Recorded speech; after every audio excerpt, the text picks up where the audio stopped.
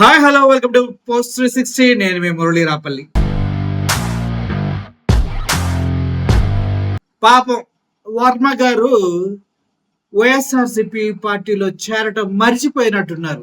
కూటమి నాయకులు, కూటమి సోషల్ మీడియా, జనసేన పిల్ల పిత్రే నాయకులంతా కలిసి వర్మ గారు వైఎస్ఆర్సిపి పార్టీలో జాయిన్ అవబోతున్నాడంటూ అసలు ఒక రేంజ్ లో రచ్చ రచ్చ చేశారు. ఎందుకంటే ఇప్పుడు ఉన్న పలంగా వర్మని ఒక కోవట్టుగా మార్చేయాలి. అంటే టీడీపీలోంచి వైఎస్ఆర్సీపీలో టచ్ లో ఉన్నాడు, వైఎస్ఆర్సీపీలోకి వెళ్తూ ఉన్నాడు, వైఎస్ఆర్సీపీ మంత్రులతో కాంటాక్ట్ లో ఉన్నాడు.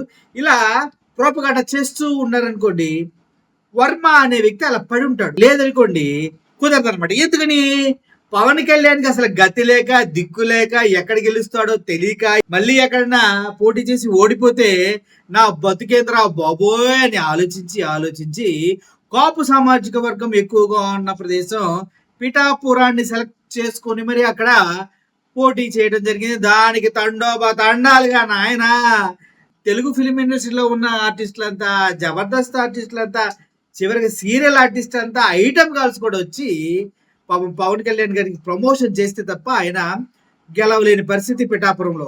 ఏంటి వర్మ గారు ఉంచుకొని కూడా.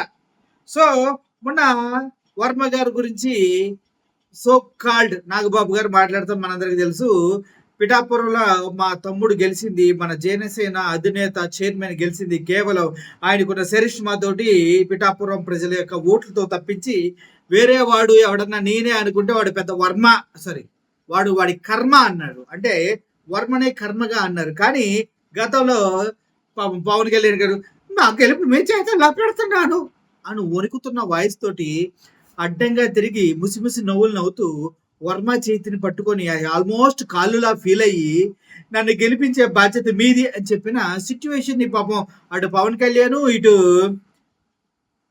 బుష్ నాగబాబు గారు ఇద్దరు మర్చిపోయారు అనమాట.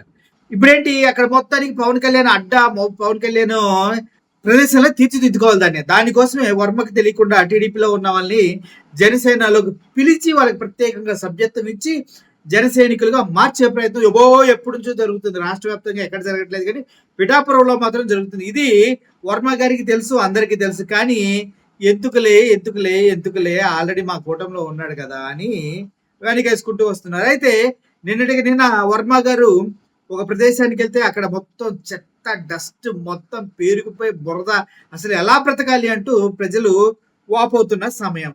అది చూసిన తర్వాత వర్మ ఈ అమ్మ ఇదేంద్ర నాయన, నేను ఉన్నప్పుడు బాగా చేసేవాడిని కదా అని ఆయన ఫీల్ అయ్యి ఒక వీడియో అద్భుతంగా రిలీజ్ చేయడం జరిగింది. అది సోషల్ మీడియా వర్గాల్లో అబ్బా పవన్ కళ్యాణ్ ప్రతిష్టని బురదలో తొక్కినంత పనింది. అయ్యా బాబాయ్, ఆ కంపు భరించలేక ఇప్పుడు ఎలాగైనా వరద పైన బురద చల్లాలి, ఆ కంపు వర్మకి అడ్డించాలి అని చేసే ప్రయత్నంలో అటు కూటమి, ఇటు జనసైనికులు, అటు పవన్ కళ్యాణ్, చంద్రబాబు నాయుడు గారు, లోకేష్ అంతా కలిసి వర్మని వైఎస్ఆర్సీపీలకు తోస్తున్నట్టుగా ప్రయత్నం. ఏంటి కానీ ప్రయత్నమే, వర్మ చెప్పాల ఆ విషయం, వీళ్ళే తోస్తారన్నమాట బలవంతంగా. తోసి అద్దుగోడు వెళ్తున్నాడు, అద్దుగోడు చూస్తున్నాడు అంటే ఇప్పుడు కార్యకర్తలంతా ఏమనుకోవాలి, ఓరి అమ్మ వీళ్ళు మళ్ళీ వర్మ వైఎస్ఆర్సీపీలోకి వెళ్తే ఎలా రా బాబు, మనం అసలు టీడీపీలో ఉన్నాం, అధికార పార్టీలో ఉన్నాం అనేసి ఎవడు కూడా వర్మ పక్కన చేరకూడదు అనమాట. అది ఇలా ప్లానింగ్. అంతేకాదు ఎక్కడ వర్మకి ఎమ్మెల్సీ ఇస్తే పవన్ కళ్యాణ్ యొక్క ఇమేజ్ తగ్గుతుందో, వర్మ ఎమ్మెల్సీ హోదాలో అల్లాడిస్తాడేమో భయపడి పిల్లోడిలాగా ఏడ్చి పవన్ కళ్యాణ్ వర్మకి ఇవ్వద్దు అని ఏడిస్తే దానికి చంద్రబాబు నాయుడు గారు ఆయన కన్నిటికి కరిగిపోయి వర్మకి ఎమ్మెల్సీ పదవి 2 దఫాల్లో కూడా ఇవ్వలేదనేసి న్యూస్ బయట హల్చల్ అవుతుంది. ఈ విధంగా చూసుకుంటే వర్మ పైన కుట్ర జరగడం ఖాయం. ఆయన అక్కడికి వెళ్తున్నాడు, ఇక్కడికి వెళ్తున్నాడు, న్యూస్ వస్తూనే ఉంటుంది.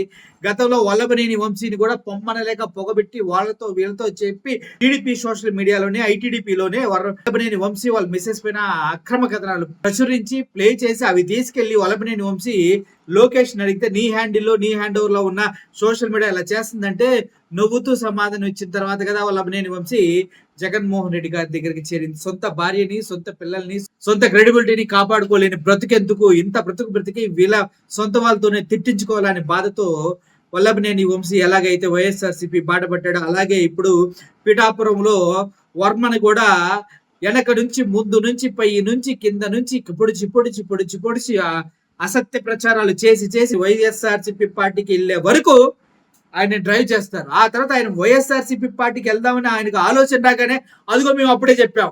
అసలు మొత్తం చేసింది వీళ్ళ టార్చర్ వల్ల. వీళ్ళు ఎమ్మెల్సీ ఇస్తారని ప్రమాణం చేసి కూడా ఇవ్వలేదు.